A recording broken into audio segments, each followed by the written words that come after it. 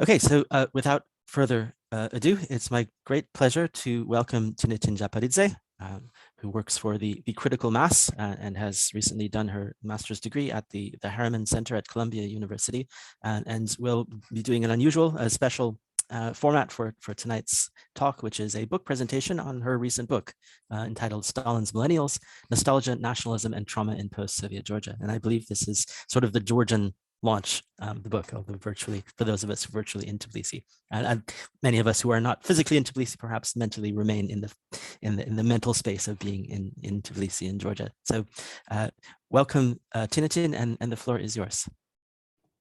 Thank you so much. It really is such a pleasure to be here, and you are absolutely right. This is my very first Georgian event, and it means a lot to me that not only is this a Georgian event purely, but also a Georgian event sort of co-organized by my other compatriots. So because I've been living away from Georgia for such a long time in the United States, this sort of is a double homecoming for me in many aspects. So thank you very, very much for having me. I'm very much looking forward not just to telling you about the book, but also hearing your thoughts and engaging in what I hope will be an actual conversation. So by all means, I very much welcome any and all questions. In terms of what I was hoping to achieve today, I really wanted to think about beyond just talking about the book, which is of course something that I am doing at the moment since I am on my book tour. I was very cognizant of the fact that the first book talk in Georgia, although I am sadly not in Georgia myself, I'm in Washington, D.C. I wanted it to be with the sort of the scholarly, and I use this term very loosely, community of thinkers in my native Georgia, but also those who are not Georgian, who are not necessarily in Georgia, but who do think about the Caucasus broadly and Georgia specifically through this prism of how a lot of what we consider both our history as well as our identity, how a lot of those legacies, some very complex, others less so, but mostly very complex, continue to impact who we are today and where Georgia is today, both on a sort of a societal level, as well as the political level, and not in the least in terms of what this means for us moving forward. I should mention, though, that I had the honor of interviewing Tbilisi as one of my very, very first sort of, I was going to say one of my first respondents, but really as someone with whom I consulted, because I was still toying with this idea without realizing I was writing a book, of writing a school paper. I was at the time a student at the Harriman Institute, and I came to Georgia on a number of research trips to do research, essentially.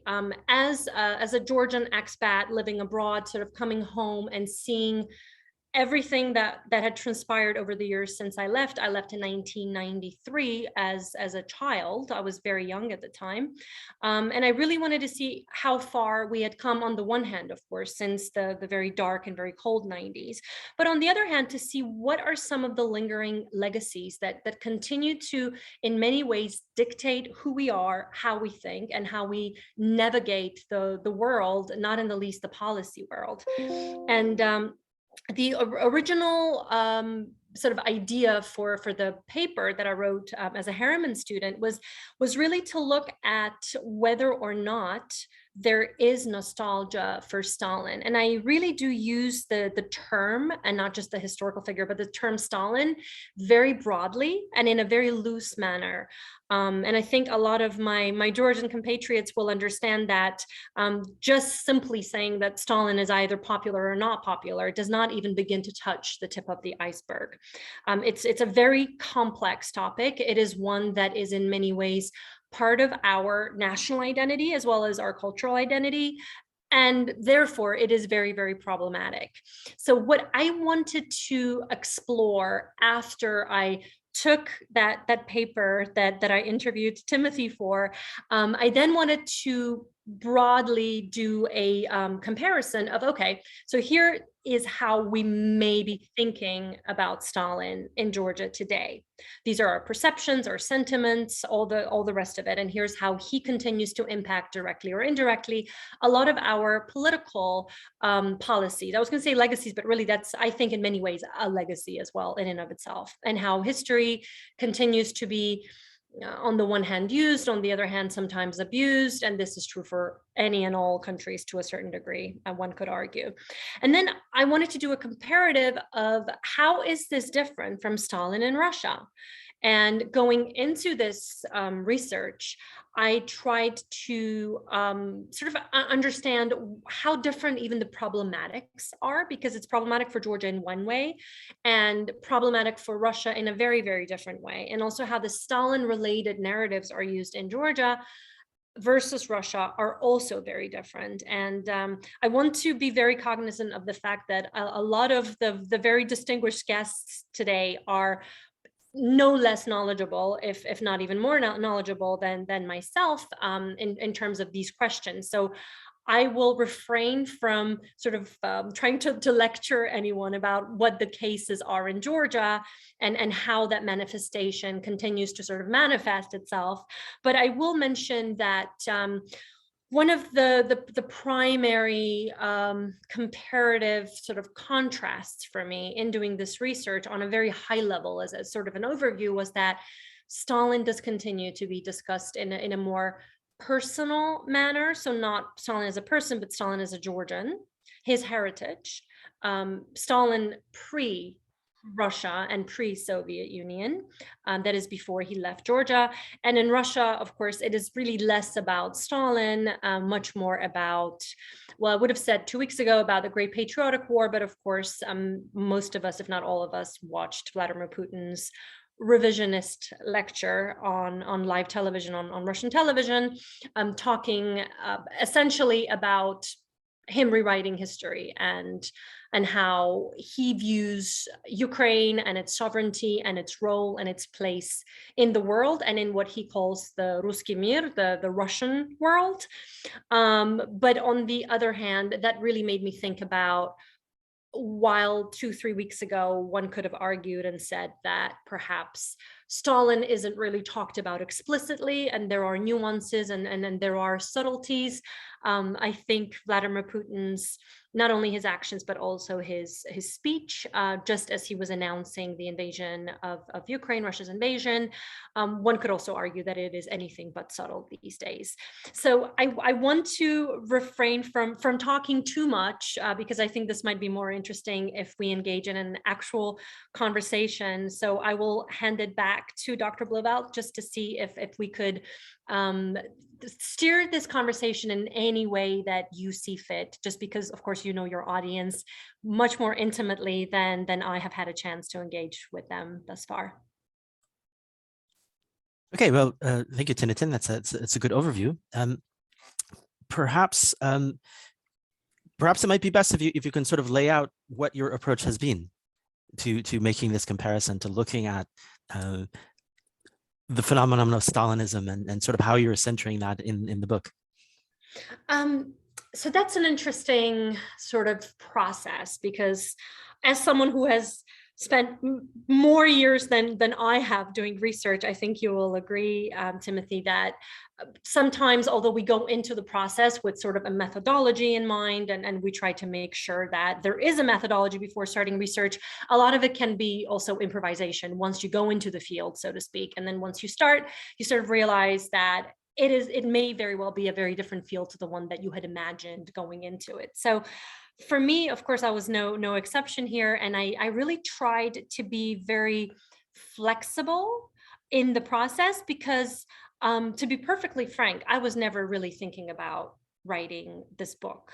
When I started the research, when I sat in front of you in your office in Tbilisi, those were very, very early days of this project. There was no book idea. There was really no project per se. It was a class paper. It was a research trip that was actually organized, and I'm very grateful to them, by the Harriman Institute and PepsiCo. But because I had very little at stake, because this wasn't sort of formal research at the time, I was able to be very free in the process. I was able to sort of be as nimble and as malleable as I wanted to be in this process, because I realized that there was probably a lot that I could learn, not only about the research process, but also I could learn a whole lot about the actual manifestation of sort of what Stalin means today, what he continues to mean, and how he and this process impacts our identity, and my identity here was no exception. So I sort of went into this thinking about the project as more of a psychological project. I wanted to see, how does this impact our national identity? When we talk about Stalin, what does it do to our Georgian national identity? I was a dual before I got my master's. I actually had a double major from Columbia in both Slavic studies as well as in psychology. So I couldn't help sort of the psychological, the questions that were just popping into my head from day one. There was quite a lot of actual sort of more traditional research. So there was archival research, of course. There was academic research in terms of primary and secondary sources that I looked at. I was very interested in looking at, beyond academic sources, actual articles and interviews from mainstream media. Goes for Georgia as well as for Russia, because I realized that what we may be seeing in the archives and what we may be reading, the select group of us in academic magazines and papers, is very, very different. Journals, sorry, to magazines. It is very, very different to what the masses, for lack of a better term, are reading in their sort of day-to-day consumption of the media. So that was an interesting comparative within a comparative for me. And one more sort of important, for me at least, element was looking at the polls. And of course, we all know that polls can be very problematic and what they mean and how was the question posed and all the rest of it, a lot of sort of methodological issues potentially and challenges that we're wrestling with. However, even though I took it with a grain of salt, and actually quite a lot of salt, I did understand that there was some value, because I did need to show some statistics in the process. At least, what are we seeing officially, even if we understand that it may not be very, very official, both in Georgia as well as in Russia. And once all of that was done, then I actually continued my in-person research by just walking through the streets of Tbilisi as well as Moscow, and talking to people who would care to talk, people who didn't necessarily feel comfortable talking. And so I assured them that they would remain anonymous, and I kept my word.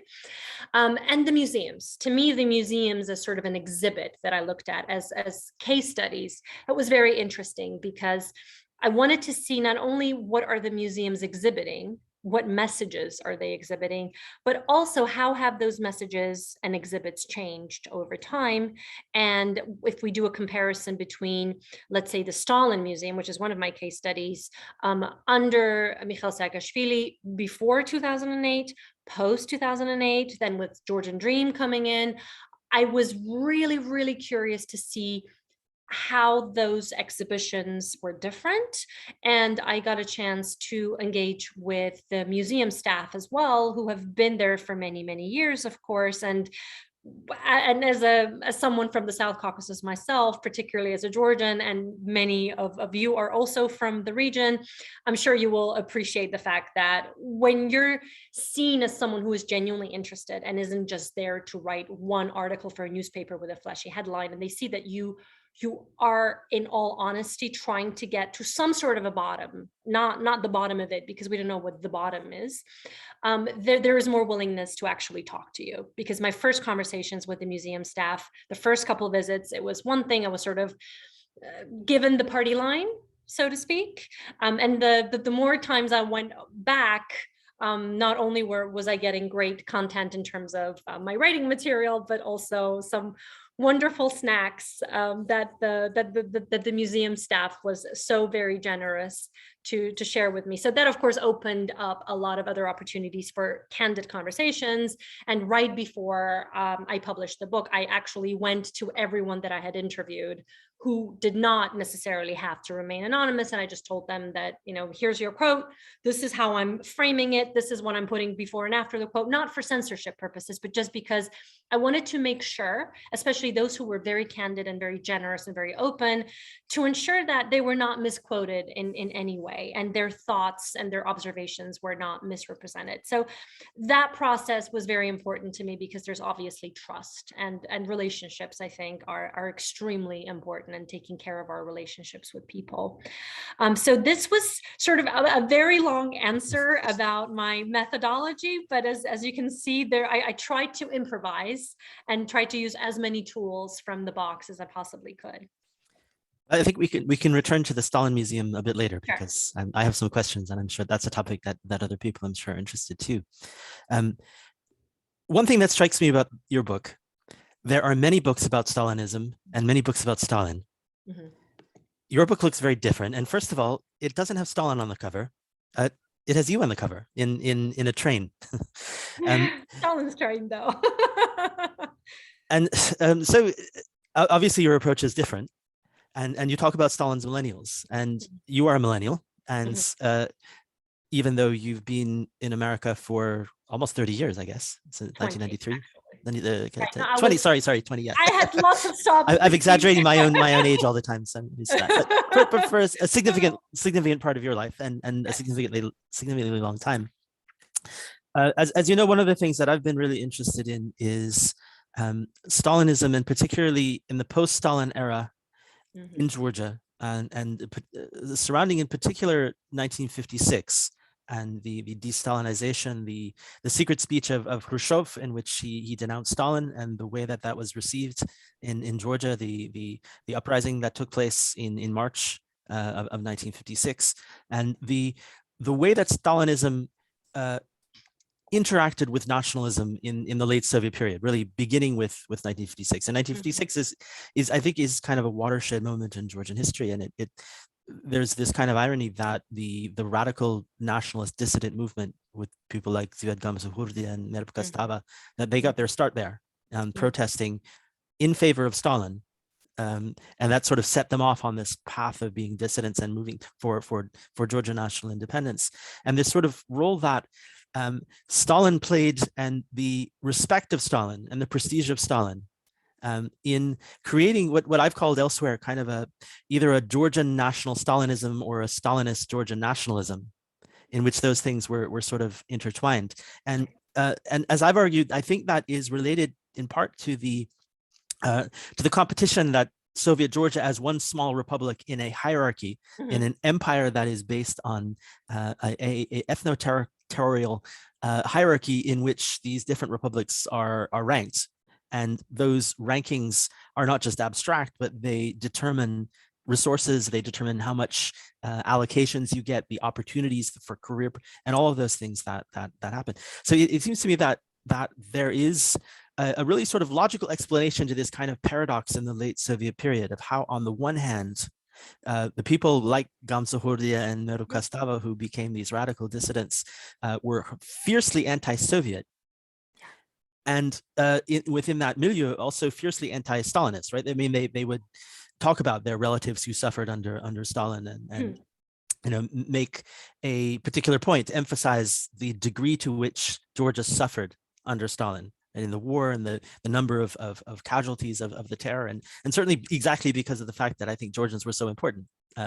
So many of the party hierarchy was wiped out during the purges. So many of the cultural elite were wiped out during the purges. Yet at the same time, there was this kind of pride of Stalin, and the fact that Stalin was Georgian. And one of the things that really staggered me when I was doing my PhD dissertation research, and I was actually really interested in the Zviadist movement and people associated with that, and how they would talk about Stalin as a bывший Gruzin, and you know, he's the traitor, and he's. But then, if the question of Stalin's origins comes up, and you know, the Mandelstam poem about the Ossetin, and you know, that he might have been Ossetian and not Georgian, that would send them off the rails. They'd be absolutely furious. No, he wasn't. You know, you cannot possibly suggest that this kind of paradox exists. And given that context of the late Soviet period, that seems to explain it seems to explain the paradox of how, on the one hand, you can take great pride in this, on the other hand, how you can be so angry about it and so hostile towards Stalin. It's a harder thing to explain the later generation, and particularly the millennial generation, because the Soviet Union is gone so far. A lot, of course, depends on what's happening in Ukraine and what Putin and the Russians are able to do. But you know, Georgia is not in that situation that it was in the late Soviet period, specifically of competing for resources in an ethno-federal hierarchy. And you have a whole generation of millennials who have born after that. So what has changed? Is that kind of existential paradox or duality, I guess? Does it still exist in the millennials, or are the millennials different from the generation before that, from the generations before that? Well, can we still talk about a Georgian national Stalinism or a Stalinist Georgian nationalism? it depends on which generation you talk to, I suppose. And I think this really answers sort of your question about how much, if at all, also the millennials have changed and they continue to evolve. They continue to be malleable in many ways. And of course, what we are seeing today, what's happening in Ukraine, what's happening in the region, and really what's happening in the world, because this is no longer a localized event. I think that continues to impact what all generations, including my sort of fellow millennials, think and feel. Because I think even if we were to just conduct a poll right before, not even invasion of Ukraine, but perhaps sort of the further deterioration of relations between Russia and Ukraine, let's just put it very mildly that way, a few months prior to the invasion and recognition of the breakaways, that poll about Stalin, which would have absolutely in essence nothing to do with what's happening in Ukraine and what Russia is doing, that versus the sort of results that we could have gotten post-invasion, post-beginning of this new war, in a bizarre way, I would hypothesize that it would have been a very different result that we would have gotten, not in the least in terms of approval of Stalin. I don't really know, and I would be very worried with some very bright minds here, including, I'm sure, the social scientists, to try to make claims about which way I think the pendulum would move. But we could very well argue that we would see some difference. What that difference is, we don't know. If someone's done the research and we get the numbers, that will be fantastic. More than likely not, because we've got a lot weighing on us right now. But in terms of who the millennials are just, I will return very briefly to why Stalin's millennials, and sort of put a disclaimer out there that, of course, by no means am I claiming in the title and in the book that I am sort of speaking for all millennials of Georgia or all millennials of Russia. That would be very foolish. And I don't think that anyone would believe that for a second. But there was sort of a, I think the title in a way was somewhat tongue-in-cheek, because I also see millennials as not just an actual sort of time on a timeline, a generation that was born between this year and that year, but more of a generation that was born at the tail end of a country that was sort of the umbrella of the republics. So the Soviet Union that ceased to exist. We were essentially either born or brought up upon the ashes of something that existed that was supposed to be sort of, it was glorified and it was also detested in so many ways, another paradox right there. And we then grew up after the collapse upon the ashes of something new that we were trying to, at that point, ourselves also contribute to rebuilding or building, depending on how we look at what happened post collapse. And that's why, for me, the millennials are not really those who are necessarily in their 30s, but in many ways, that generation, or generations perhaps, that came to be and came to life and came to be at that very, very critical moment in time in our collective history, as well as in Georgia's history individually, in every republic's history. So that claim of, here are Stalin's millennials, of course, it is a little bit tongue-in-cheek on the one hand. There is some truth to it, I think, as is the case with any and all. Jokes is not the right word. This is not a joke, of course, but nevertheless, there is some truth in it. And I think the truth is that there tends to be a misunderstanding, I think, that just because I'm in my 30s, then I never think about these topics that I try to talk about. Less so Stalin, of course. Stalin is not necessarily on everybody's mind. I'm one of the crazies who in her 30s spent nights thinking about Stalin. I think the very thought is very disturbing, but it's for understandable reasons, of course. I do strongly believe that nationalism and trauma and nostalgia, some of these bigger concepts that I try to unpack as part of that sort of Russian nesting doll and Matryoshka, that to me is very much the book and all of the different elements that are within it, within the book. We may not think about those issues using those very terms explicitly, but of course it is weighing on us. And I do really believe that it is part of our DNA. And Tim, you also mentioned the purges and those of us who lost our loved ones. I lost my loved one like many others did, my family member, and she fell prey, her and her husband, my great aunt Nina Chichua, to not only the regime but essentially to speaking up against the regime. And I think that continues to not only dictate why I do what I try to do, but also why I decided to write this book, because this very complex paradox that you just mentioned about, on the one hand, we are horrified by what happened and what Stalin, and not only Stalin, his partners in crime also did. But then on the other hand, we continue to be interested in him. And I'm one of those examples where on the one hand, I should hate any and all mentions of Stalin. And yet I spent a good chunk of the past 4 years on and off of my life doing this research. And I think therein lies, within this paradox lies another paradox, that unless we try to understand what it is that we're dealing with, what it is that our ancestors not so long ago dealt with, and it is very much still alive within the living memory, something that we don't like to talk about, but unless we start to think about these things, it's very uncomfortable, for some extremely painful and excruciating.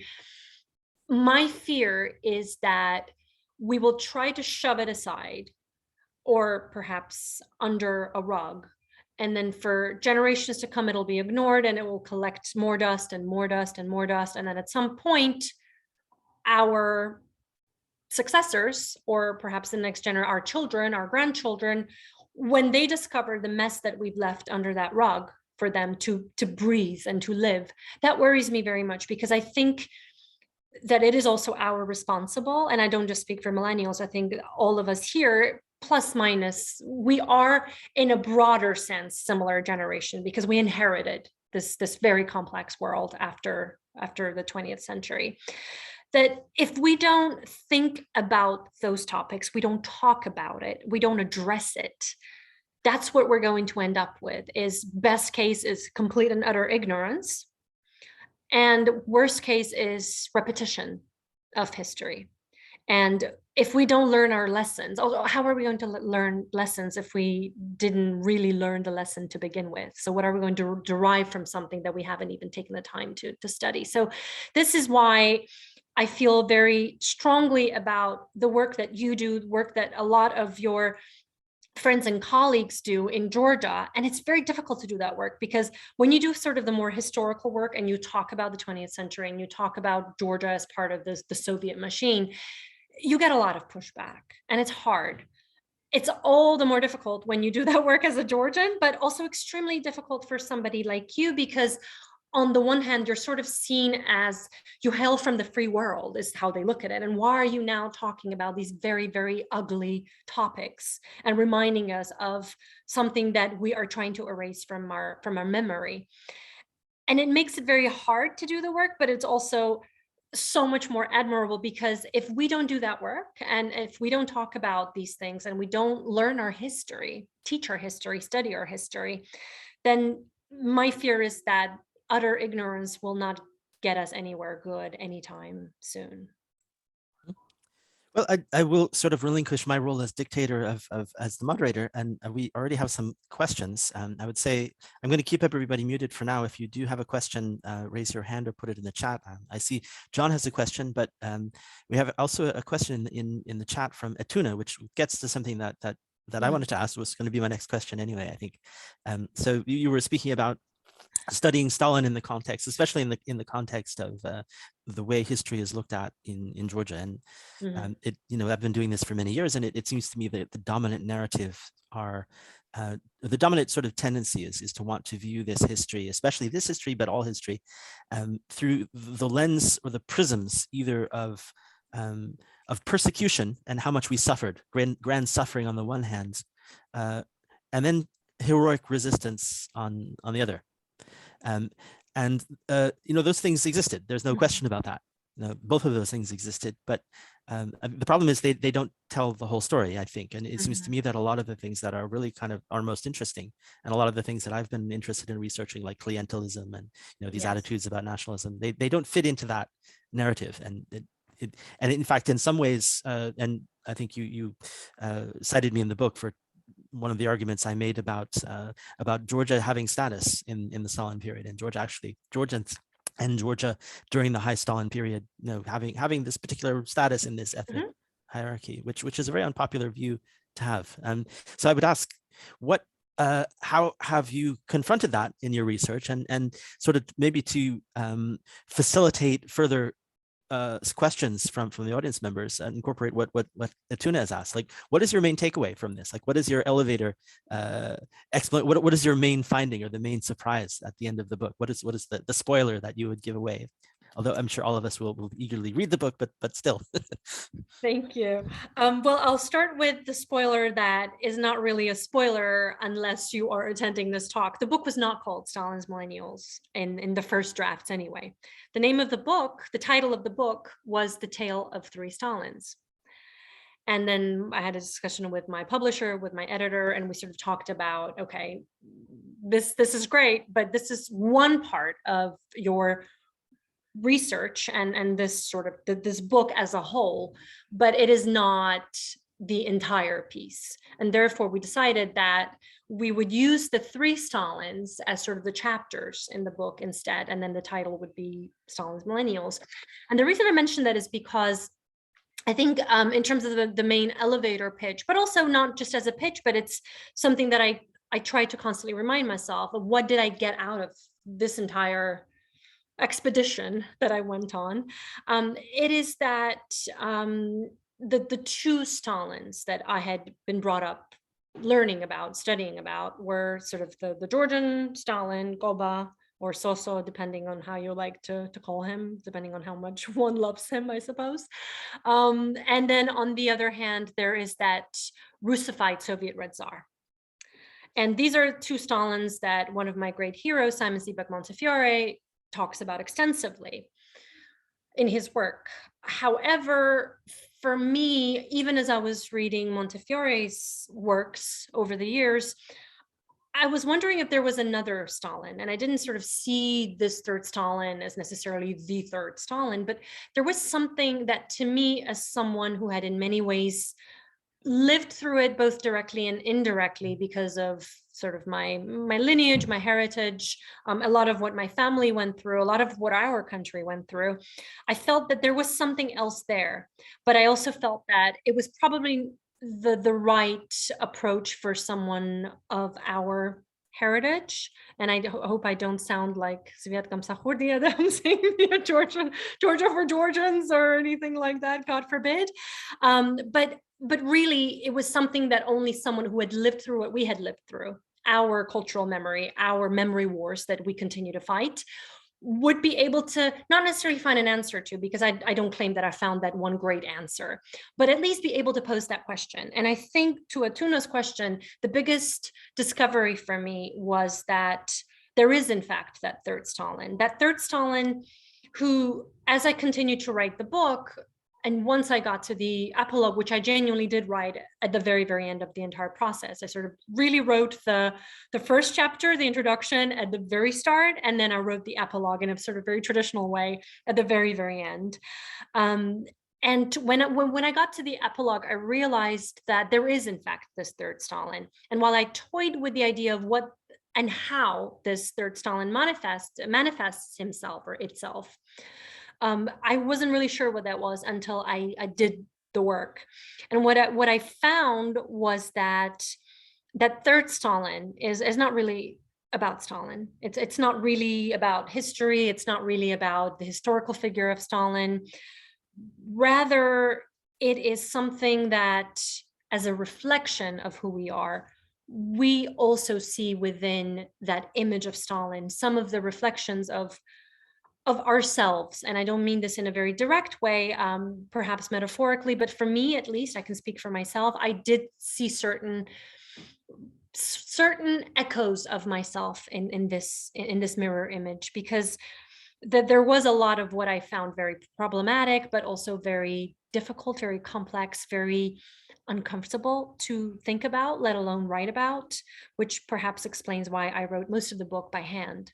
And then I typed it out, which is something that perhaps my first grade teacher would have appreciated, but a lot of my university professors would not, because I did not save a lot of time by doing that. But that for me was therapeutic. Just therapeutic in a sense that I was engaging with paper. And I also felt that if this got to the point where it was very uncomfortable to talk about this third Stalin, to really look at my own reflection in his image, or reflection of what we've been through, our complacency to a certain degree, our role to a certain degree in the greater evil and the greater good, not saying that I was responsible for the great purges, of course, but I do think that we try to distance ourselves too much at times from it all, and just say that I had nothing to do with it. This was before my time. I think that's a little too easy for us to shrug off.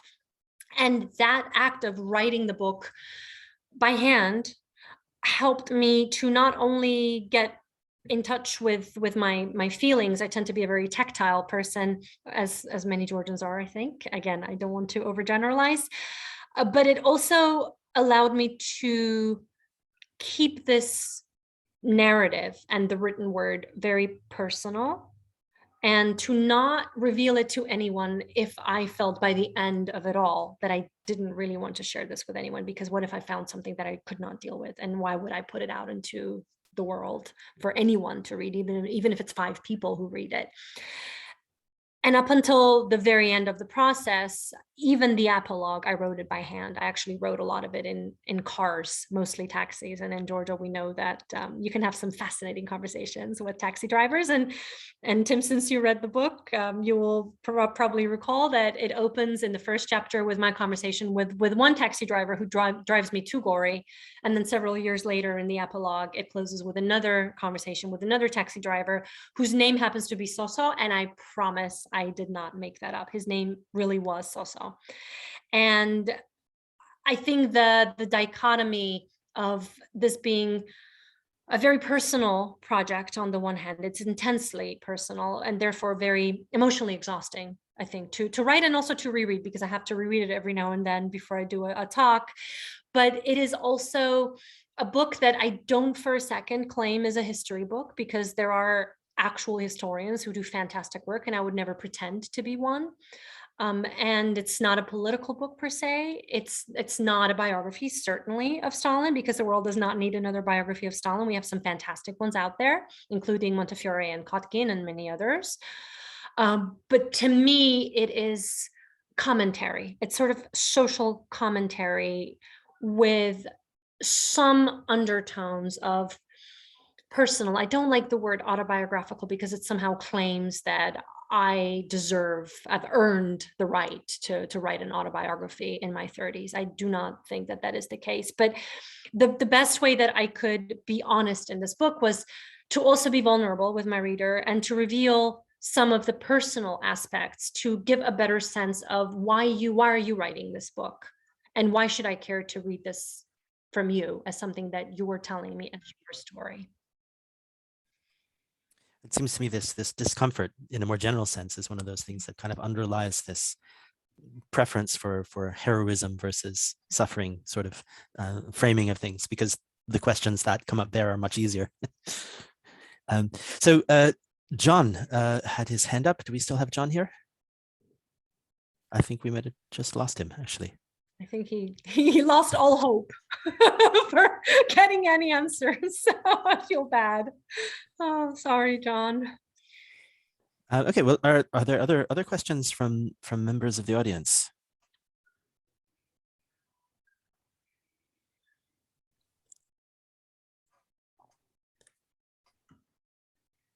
Don't be shy. We're not going to report you to Stalin. He's long gone, although one could argue that it's not completely over. Luke, right? Campoli just have L. So your question, I'm not sure I understood entirely. So Tinatin began by talking about the problematic, and so problematic because of the impact and regarding like and dislike. Hi, yes, I'm Lucas. Sorry. Yes, I would also like to know how I could get the book. I imagine I could buy it online and find access somehow. Yeah, and then you did get into the problematic aspect when talking about purges and specifically how it affected your family. I liked how you used that word problematic and how you talked about current events as well. I really admire the way you use nuance. And so it's good to meet you. And Thank you. yeah, problematic. I was just wondering how, I think you did also kind of say, maybe it is in the book, that there's a whole depth to it, but I was just curious how you use that term, how you found that term. You did mention the like and dislike and how that's sort of the, so to speak, tip of the iceberg in Georgia, or Georgian community. But yeah, that was, I was just curious how you found Stalin.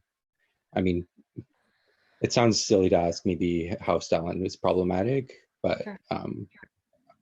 I don't know, I felt too. No, I completely agree with you. And I think, Lucas, in many ways, the fact that it is problematic is also very problematic. It's sort of problematic within problematic, another nesting doll. And how we perceive him and how we find him individually and collectively is I think, in many ways also problematic, because there's no one way to talk about Stalin, which is why in 2022, we are still talking about Stalin. And the topic hasn't exhausted itself for a reason, I feel. It was problematic for me in many ways. Obviously, I explained the personal of why it was problematic for me, but it was also problematic for me in terms of trying to be cognizant of the fact that I did not want to take to or any one side really in the way I thought about him, the way I researched him. So I talked to certain individuals who are deemed very problematic. And I'm sure, Tim, you may have recognized some names in there that you probably thought, well, that's interesting. You decided to talk to this person, and if you want to hear who the person is or who the people are, then you can read the book. And by the way, I put it in the chat. You can get both an ebook version or a hardcover through my publisher's website. And there is a coupon 30% off for those institutions who are hosting the talk. So I did share it with Tim, but I'll be happy to share it with you later so you can get the discount. I wanted to talk to those who would challenge my own viewpoints and my own perceptions and my own understanding, because I felt that was healthy to a degree. Of course, then you go down that rabbit hole of then you're just listening to a bunch of propaganda. But I went into it realizing that this 1 hour is not really going to make me fall for propaganda. And if it does, then you know what, all the more power to them, but also shame on me. But that I found, in order to tackle one of the problematics, which is we tend to preach to the choir sometimes, just I'm talking as society, that was something I did not want to do. And as a Georgian, because at the end of the day, I am, of course, first and foremost Georgian. Ethnically, as well as in many ways, my identity, of course, is first and foremost that of a Georgian. I understand that it is something that I grew up with and something that continues to permeate our climate is that it is very difficult to talk to those who don't agree with your viewpoints, right? It's very hard because you get challenged, which is fine. I think challenge is great, but then once you're being shut out from the conversation because you disagree on some of the fundamentals, you can't even engage in conversation, and that just kills any and all notion of having some sort of dialogue, which I do find personally very, very problematic. Again, that word. And I wanted to be cognizant of that because, of course, I am Georgian, and therefore I, to a degree, have that tendency too, because it's of course a lot more comfortable to preach to the choir and to also engage with the choir. But I wanted to be challenged. I wanted my viewpoints to be challenged. I wanted to be told why I was wrong thinking what I was thinking. And then I wanted to engage in my text with those who disagreed with me. And to be fair, those who did disagree with me, who were my interviewees, so anything that came from actual printed word, then obviously I didn't have to seek their permission. But in terms of any interviews, I did run everything by them prior to publication, because I did feel that it was also fair that they take a look at how I engaged with their citations and their quotes. And with many of them, with some I agreed, of course, and then with some others I disagreed with them. Even after having a wonderful conversation with them, I still said, well, I think this was fascinating, illuminating. I still disagree. And that was something that I was able to do because it's not a history book, because it's not sort of hard social science book either. So because there's that personal narrative, I was able to have a little more leeway with the material and the narrative, because this was sort of just this one person saying that this is my side of the story. I'm trying to offer the platform to a bunch of other people and a lot of other opinions. But at the end of the day, please understand, don't shoot the messenger, because I am just telling you how I feel, and I'm telling you what other people I spoke to feel and think. Thank you very much for the discount code there. I probably would have forgotten to do it myself. I see a few other questions. So we have a question from Melissa, and I'll unmute Melissa if you want to add anything. It seems to me it's actually two questions. How do you feel as if the Georgian expat community would have similar views? I guess you're speaking about the emigre community, like Georgian expats in, yes, not expats in Georgia, which no. I'm sorry about that. Expats, Georgian expats who are living abroad. Thank you very much for clarifying. Yes, emigre. The general emigre community, which would be bigger. Yes. So. Exactly. Do you feel that their views would be similar? I mean, I realize you haven't spoken, that wasn't the target of your audience, but I'm just curious if you have any feelings if their attitudes or outlooks on Stalin would be similar or not. Meaning those of the emigre population versus? The one still in Georgia, yes. I think it is very different. Because even though we left at a certain point, those of us who immigrated, at the same time, we sort of left with some sort of metaphorical, not just physical baggage. And although we continue to be very engaged with our compatriots in the country, in this case in Georgia for me, at the same time, I think our perceptions are still very different, and it can be skewed as well, right? Because those who continue to live in Georgia through the 90s and the 2000s have seen a lot more than I have seen in Georgia since I left in 1993. And yet I may have seen other aspects that those who stayed in Georgia may have not. So I think that conversation and that dialogue is interesting, because precisely, Melissa, that's where we get into this discussion where it is not the same, and therefore this dichotomy and the paradox and the contrast, all of that makes for a very interesting conversation if both parties agree to engage in conversation, which is also something that I find very difficult. And I would imagine 2008 would throw another big wrench into those outlooks as well. Exactly. Well, thank you so much. I look forward to reading your book. Thank you very, very much. I very much look forward to, and I when I say this, I'm not just saying this because it's sort of a publishing spiel, but I do genuinely look forward to hearing from all readers, of course, but especially those who are close to the region, whether they are from the region, they have lived or worked in the region, especially in Georgia in this instance, because I am, of course, Georgian myself, because I am always very interested to be challenged about some of the points that I make in the book, because I think it's a very open conversation. And I try to leave my reader with more questions as opposed to any real answers or pretending to have answers. But just on this question of the emigre community, it seems to Yes. me that in some ways the emigre community, and especially because they tend to live Yes. in places where other emigres from the former Soviet Union live, that Exactly. perhaps is it perhaps the case that those who are in the emigre community are even more still in that late Soviet period interaction with Russians and with people from other republics, and in that sense of competition with them, and is that still relevant? And you know, the fact that our guy was the Tsar of all the Russias, right? Our guy, we ruled half the world, right? That Stalin was the ruler of everything. That I think played into that late Soviet sort of position that Stalin had in Georgian nationalism. Is that still there in the, presumably in the older generations, though, but in the immigrant community?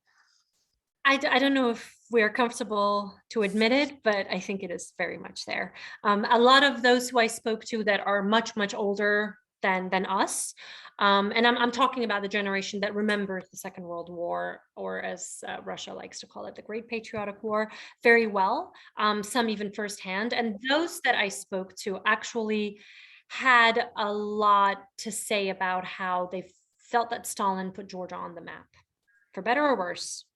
Put Georgia on the map and had them, quote unquote, Russians on our behalf, sort of the occupying force, not Soviets, but Russians specifically, was how it was framed by several of those that I spoke to. The younger generation did either not really care to necessarily talk about Stalin. So I tried to, I really tried to have these conversations with them without talking explicitly about Stalin, but by talking about a lot of the concepts that I tried to unpack in the book, including the concepts in the title, because their reference point with Stalin, once you mention the word Stalin, you're talking to a 20-year-old, you lose them. You lose them. It's not because they hate him or they love him, they just don't care. And that's that, conversation's over. So I tried to approach every generation. I talked to every social, cultural segment, layer of the population writ large and different communities.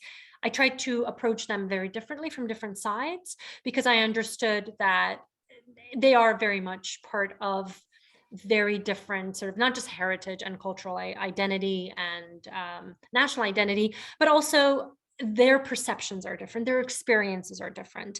I was trying to be also respectful and cognizant of the fact that speaking Georgian to everybody would not be an option, speaking English to everybody would not be an option either. And I tried to use some of my other languages because they do feel so much more comfortable once you speak to them in their own language, even if it's not their mother tongue. But I would ask them ahead of the interview, what language would you be most comfortable speaking when we discuss these topics?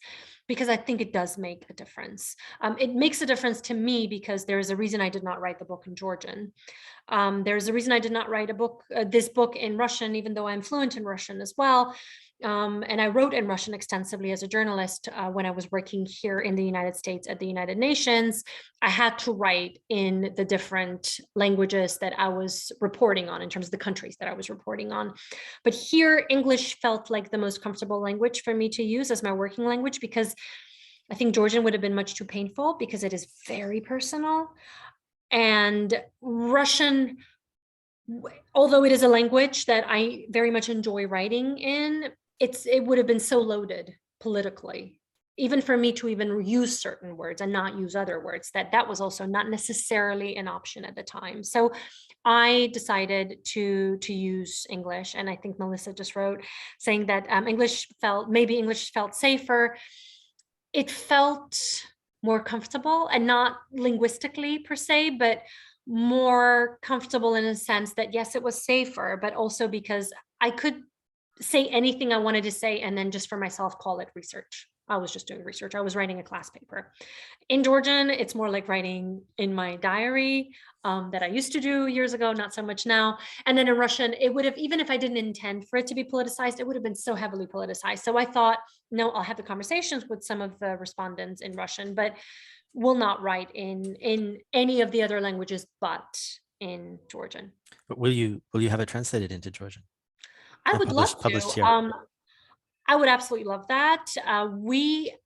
got a couple of calls after one of my first book talks. So the book actually came out yesterday, but I started having book talks in February. And one of my first book talks, I think it was at the Harriman. After that event, we got a couple of queries. So far, it hasn't been anything that the publisher went crazy over. So if anyone sees this or hears about this through you, then I would be very comfortable to put them in touch with the publisher. I myself will not translate it. And you might wonder why. I think for the same reason that I did not write the book in Georgian, because I would be very interested in having someone who is doing this because that's what they do professionally. That is not what I do professionally. I would rather let someone who does it very, very well and much better than myself do it. But also, I would find it very interesting to read somebody else's translation of how this book is interpreted in a different language, because I think that will teach me something about the book myself. And Ketavan Gorshani mentioned in the comments that that she has in her field research with Georgian migrants in New York City, that the nostalgia was there. And it is kind of, I think, true that, and especially since 2008 here in Georgia, I almost said we, but I mean, we don't talk to Russians, right? I mean, Georgians don't have that same interaction where there's no diplomatic relations. It's really hard to get a visa. Going there is really, there are lots of tourists here, but we don't, they're guests, right? We don't get into arguments with them. The last week, the 30,000 Russians have arrived. So maybe these conversations will begin to happen with that middle class layer of Russia, which seems to be running away, and a lot of it is coming here. Absolutely. So there was a question from Greg Levonian. I'll yes. Mute. Should I be turning my camera on, or it doesn't matter, right? It's up Whatever to you. you prefer. Oh, let me turn it on. What the hell? All right. Hi. So look, thank you for this. I'm sorry I came a little bit late. I'm going to start with an apology. My question is going to be long and complicated. But I can't really, I don't know how to simplify it a little bit. So obviously, Stalin is a very dynamic figure in time. People see Stalin differently with respect to time. And this is different clearly in the West than it is in Georgia. Although Georgia is very oriented to the West, or at least the current intelligentsia is, for sure. And I believe adopts a lot of its opinions from the West. There's a lot more history in Georgia with respect to Stalin and communism in Russia, so they are different. But so I'm really interested in how Georgians, how you think that Georgian young people with their particular, when I say young people, people your age. When they interact with foreigners that come with a particular set of opinions about Stalin and about communism in general, and in particular, this is where, I'm sorry for being so long, as time has, like, people forget that, Soviet Union has been over for 30 years now, and it's going to get even more so, this time is going to, and attitudes in the West are really changing. And it's not clear how they're changing yet. But for example, you have this Bernie Sanders phenomenon, which openly calls himself a socialist, which would have been unthinkable. And as these interactions occur between, young, educated Americans and especially Europeans, which come with a certain set of assumptions, and they meet the Georgians with a certain set of assumptions, there's a kind of interesting interplay that happens. My question is this: how do you see this progressing as time goes on? Like there is a question here. So what do you think is going to happen, both in the West and how Stalin is seen amongst the millennials? Yes. And how you spent a lot of time thinking about Georgia. And what is the interplay between these two groups? So thank sorry, you very much for that question.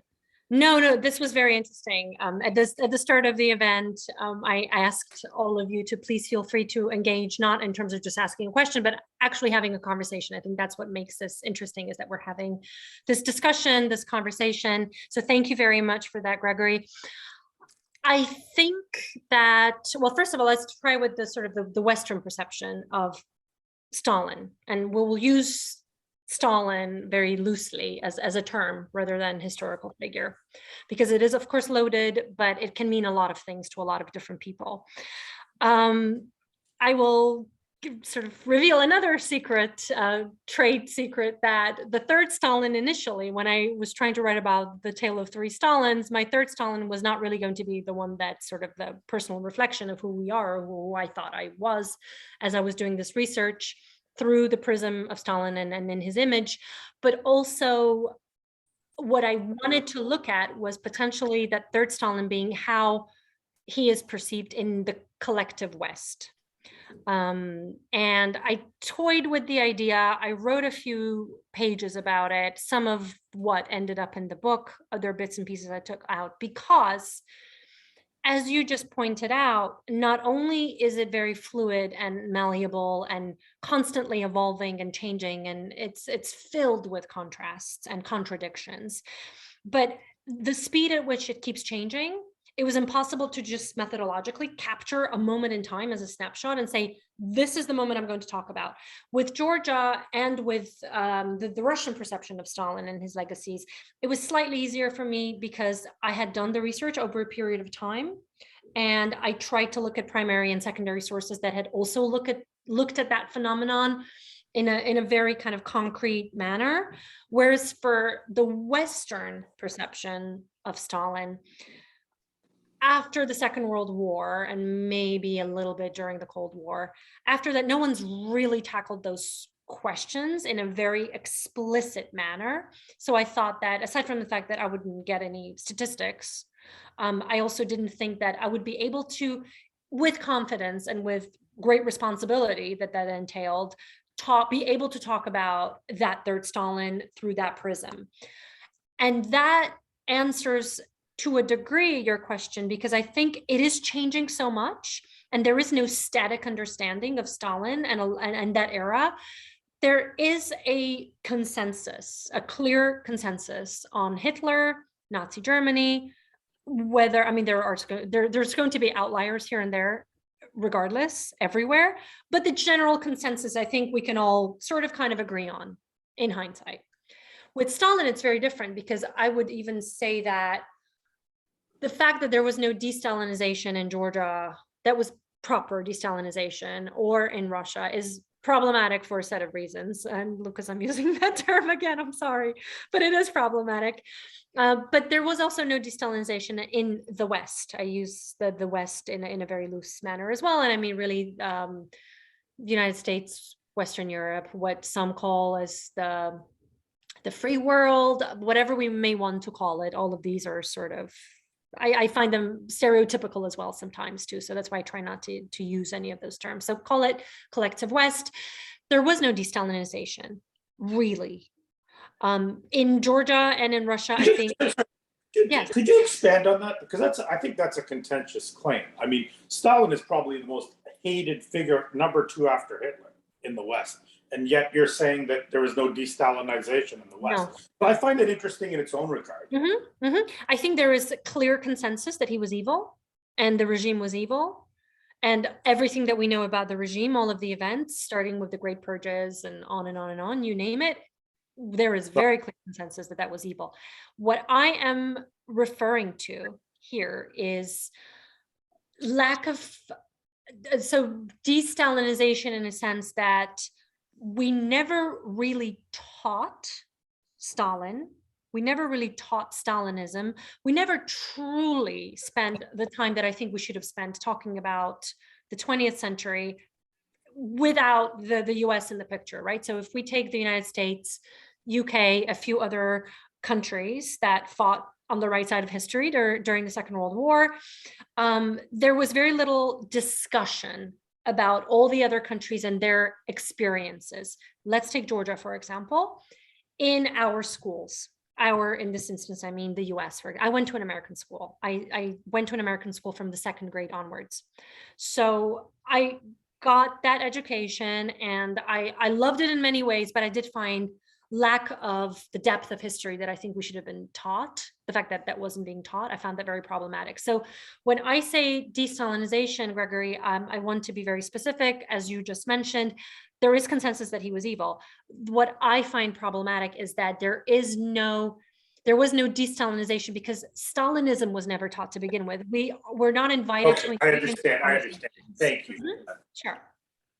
That actually leads into a question that I wanted to ask, and we're almost out of time, but to sort of wrap up with this, that there is the kind of difference that about symbols, about the way people relate to, say, Hitler and to Stalin, that I think even those who would want to rehabilitate aspects of the Soviet Union, of the Soviet past, and look at the way that it constructed social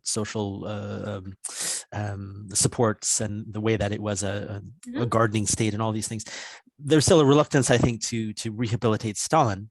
But at the same time, the symbolism of Stalin sort of merges into that of the Soviet period, which never really gets eliminated. And in Georgia, that continues too. And you still have the combination of images of hammer and sickle with the images of the face of Stalin from the Second World War and the monuments of the Second World War. There among expats, say in Georgia, there's still this attitude of let's go and have a fun afternoon to the Stalin Museum and sort of enjoy that the kitsch of the Stalinist symbolism, but you would never do that with Nazism, right? You wouldn't you wouldn't look at Nazi symbolism as entertaining kitsch. What Stalinism, that's still sort of there. With souvenirs, and I have some posters of Stalin, and I even have a Stalin keychain somewhere, which would never have that of Hitler. But I think that also gets into this question of the Stalin Museum, and a question that I am often asked, and I don't entirely know the answer to this, but I know what they've tried to do. What should be done? What should they do with the Stalin Museum? I was actually on the committee about what should we do with the Stalin Museum? And I came to realize that the committee had been formed only to form a committee, so that they didn't actually have to do anything at all except form a committee. And so nobody's been able to figure out this answer. But what is your view, having written this book, having dealt with this question of the legacy of Stalin in Georgia and beyond? What should be done with that? I think that's a million lari question. Although it depends on the currency exchange rates right now, but still worth it. That's something that I thought about long before. I tried to think about long before I even thought about writing one page on the topic. And I read about a lot of the work that you and your colleagues were doing, and I was genuinely wondering, how do you toe this line? And I think who does something about this also matters, right? So if we have non-Georgian scholars and thinkers who try to decide the fate of the Stalin Museum with the Georgian scholars and thinkers together with them, I think we have one potential answer. And if it's just purely Georgians deciding for themselves what they want to do with the museum in their own country, then there might be a very different answer there. I am wary of the fact that although I like the fact that the Stalin Museum is there, and the fact that we are able to go, we are able to keep the conversation alive, I am really hoping that we will be able to look at some of those lessons and hopefully learn some of those lessons. Because even the Stalin Museum, and please let me know if you disagree, but I think although it's got ways to go compared to how it was a few years ago, at least they're making some sort of effort to show you some artifacts that perhaps would not have been displayed to begin with just a decade ago or 20, 30 years ago. So that I did find a little bit more interesting. The conversations also continued to change the more I talked to the staff at the museum. They were just a little bit more willing. And one thing that really caught my eye and my ear was that one of the first tours I got, they gave me sort of a tourist tour, a non-Georgian tourist tour. And then afterwards, I asked them to give me a Georgian tour for Georgians, Stalin for Georgians. And it was very different. very different. By the way, for the non-Georgian one, they spoke to me in Russian, and then for the Georgian one, we spoke in Georgian. And that was interesting to me because the stories that I was hearing were very different, a little bit closer to the what we know to have been history, meaning they were a little bit more open, a little bit more comfortable. There were certain artifacts they said, well, of course he never wore those shoes. Are you kidding? Whereas for the Russian version, they said, yes, those were his favorite shoes. So a little bit of sort of that personal touch as well. But what do we do with this museum and with the legacy and with the memory is something that I wish I had an answer to. I think a lot of bright minds don't, even collectively. But I would hope that the answer is not to shut it out and to close it down. That to me is the one thing I know for myself, at least as a Georgian, is that I really, really hope that they do not close down the museum. I think it will keep us interested. I hope that it will open doors for more conversations. What is displayed in the museum is one thing, the exhibitions, that's one thing. But the fact that it exists, I think, is healthy for us. How we talk about it and what we display and what the narratives are, that's something else. But that's where I think critical thinking and education can be very, very important, because those who go to the museum, if they know what we know, and I'm not saying this in sort of an elitist way, but we've taken the time to ask the questions. We've taken the time to do our homework in many aspects, and some of us more than others, you certainly much more than me. I think we do need to understand that with that critical thinking and those tools, we will be able to assess it in a healthier manner than someone who has no idea and just goes in and falls prey to the propaganda. So one thing I can say with absolute certainty for myself, at least, is that I hope the museum lives on. I hope that the work that they are trying to do, because I have spoken to the director as well, and she was also telling me that she's trying to talk about Stalin and the era in a more sober way. And there has been pushback.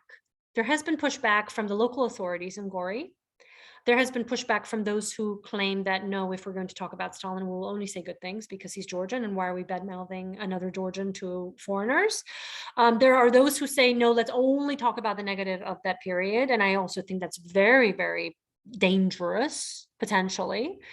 And that's where we lose that nuance. And at the very least, I think what we can cling on to, because at this point we can't even hang on to it because it's slipping away, is nuance. And being able to speak up and discuss things and discuss viewpoints that are not necessarily agreed upon by everybody, right? So I should feel free to talk about certain things about how I perceived Stalin and his legacies through my own personal work and my professional work, and not be afraid that, oh my goodness, yes, they're not going to kill me, but somebody might call my parents and tell them that she has lost her mind. And then therefore, I'm not going to say certain things because I'm not thinking I really cannot be bothered to deal with the issues of the phone calls and the comments and the messages that I'm going to get. And so I just won't say anything. I was quiet for a very long time. And I think one of the reasons why writing this book was so therapeutic for me, aside from the personal in terms of how it affected my family, how the entire period of Stalinism affected my family and its aftermath, I was also able to finally breathe and just say what I thought and think, you know what, it's okay. If not everybody agrees with me, that's perfectly okay. But I, as a citizen of what I still consider to be a free world, I should be able to say what I think and not be afraid of any repercussions, even if they're not political repercussions. Of course, that's changed. But I'm talking about repercussions of someone saying, well, this is really hurtful that you're giving 200 pages of your time to Stalin because he should not be talked about. He is pure evil, and let's just forget about Stalin and just not even, and let's just pretend it never happened because somehow it's supposed to be healthier for us. So that question that you just asked me was definitely one that was a motivating factor for why I started writing the book. I am still trying to find the answer to the question, but the one thing that I can say with certainty is that, to a degree, having outlets like the Stalin Museum, whether they are giving us a one-sided tale of the tale of three Stalins or not, it's still healthier than not having any tools or any exhibits for us to even engage in these conversations. Well, what you've described, I think, gives even more emphasis that this book should be published in a Georgian version. I hope so. I could also say that the conclusion of the committee, and I think that was put into writing by Lasha Bakradze, was basically that we should preserve the museum as it is, as a museum of a museum, which they had tried to do in the Saakashvili time. Exactly. But to put it in context, this is how Stalin was interpreted in the Soviet period and late Soviet period, and add into that other elements. There's a huge amount of space in that building. It's a huge place, and have sections about daily life under Stalinism, to have sections about the role of informant, and all these difficult questions about.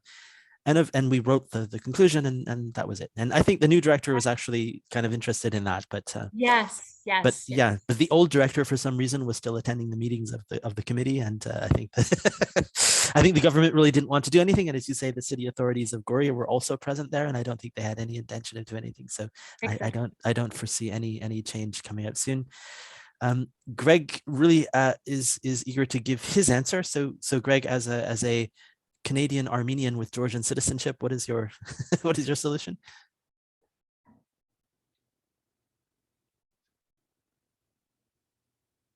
You're still muted. I have to unmute you. Sorry. Right. So thanks for that. The Canadian Armenian part. Much easier to state my opinion now. Look, I guess it's a banal observation, and I'm sure I'm not the only person that said this, but I'm not sure if everybody crystallizes it like I'm going to. Look, we shouldn't touch that museum at all. I'm sure there's lots of people that say that, but why? I mean, it's not a museum about Stalin. It's the main exhibit of that museum, or the only exhibit of that museum, is the museum. That's the thing. So I think there's a lot of consensus that you can get once you see that. I mean, for the anti-Stalinist young 20-some, extreme ethno-fascists, this is a shining example of you couldn't build an anti-Stalinist museum that would be more, explanatory of how horrific Stalin was than that. Could you? Build another museum next to it, but don't touch that one. That one's real. Where can you get a clearer idea of Stalin's personality cult, et cetera, than by seeing that? This is one of the things where if you want to argue against somebody, sometimes the best thing to do is just don't interrupt, right? I mean, and then on the other hand, for the Stalinists, let them have their 200 square meter of land. I mean, this is, if Georgia is going to, claim to be a liberal Western country, European values, well, you got to have some kind of pluralism, don't you? So I think there could be you could have some broad consensus on this, and I think it's valuable for people who, like myself. I don't think I'm a Stalinist really, but I mean, although it's kind of scary that I have to say that, going there, it was like a shocking experience for me to the whole kind of ritual of how you get a guide, and you do this very, very different than what we're used to in the West. So anyways, I just wanted to say that. Again, I think I guess what I'm trying to say is the whole discussion should be had with the assumption that the exhibits aren't important. The museum is the exhibit, and we need to have a discussion of what to do with that artifact. That does seem to be the consensus to me so far. Is it? But the larger consensus is do nothing, which is easy. But most of the solutions. Is it recognized that the museum is the exhibit? That's yes. It is. I'm sorry. Okay, it seems to me that it is, but I'll give the final word on this to Tinatin, since it is. No, I wish I had the final word. I don't know if we won that, or maybe not. I don't know. I haven't decided for myself what to do, but I do agree with you, Gregory, that the artifact here is the museum, less so what we exhibit. Although just because we've seen, and this is something I talk about in the book, we have seen how these exhibits are also interpreted, sometimes misused for political gain. It is important that we are also cognizant of what is exhibited, because we need to sort of be aware of what are potential ways that this exhibit could get manipulated to fit a given policy here and there. But at the same time, I think not doing anything is not the answer either. Doing something is the answer. I just sincerely hope that we will be able to make a decision about what we're going to do, because at the moment, one of the reasons why there's so much more sort of room for some discussions that can be rather dangerous about Stalinism in one sense or another, right? So about the era as a whole being sort of like, this was all terrible, 20th century was horrible for Georgia across the board, let's not talk about it, let's not teach it, is not the answer. Stalinism was great is obviously, I'm not even going to bother saying not an answer, because we all know that we're sensible people. But unless we do something, even if it's something very small, we need to show that we are still engaging and we are still aware that it is there. And there's an elephant in the room, and I'm sure Stalin is very upset that I'm calling him an elephant in the room, but it is very much there. And let's collectively and individually think about, what would we want for the next generations, for our generations, our children, our grandchildren? What kind of museum, if any, would we want them to inherit? And I think that's an open-ended question, and I will pass it back to Tim. And just before I say goodbye, I wanted to once again thank you very much, not only for having me, for inviting me to talk about the book, but more so for engaging in what for me was personally a very interesting conversation. And that is why I wrote the book. And I appreciate the opportunity to hear your thoughts and to engage in this dialogue. Thank you very much. Okay, thank you, Tinatin. I think that's a great way to wrap up. And congratulations on the publication of the book. I actually didn't realize it was being published yesterday. So congratulations on that. And so the book is, and I feel like an NPR host, is Stalin's Millennials, Nostalgia, Nationalism, and Trauma in Post-Soviet Georgia. So we look forward to getting our hands on physical copies here in Georgia, and hopefully Prospero's here in Georgia will be able to get some copies to have it physically. So thank you, Tinatin, and to everybody who's participated. I would remind you again that we do have talks coming up. The next talk will be at the end of March, on the March 30th, with Oliver Reisner on the latest Bertelsmann Transformation Index 2022. I look forward to finding out what that is. The announcements are generally made through the Facebook Works in Progress page, which you can join and get the announcements. And once again, if you are a researcher or might be interested in presenting for the Works in Progress series, we do have a number of spots still open in the spring semester, and we will continue into the summer. So let us know. So thank you again, Tinatin, and thank you to all our participants. Until next time. Thank you all so much. Bye.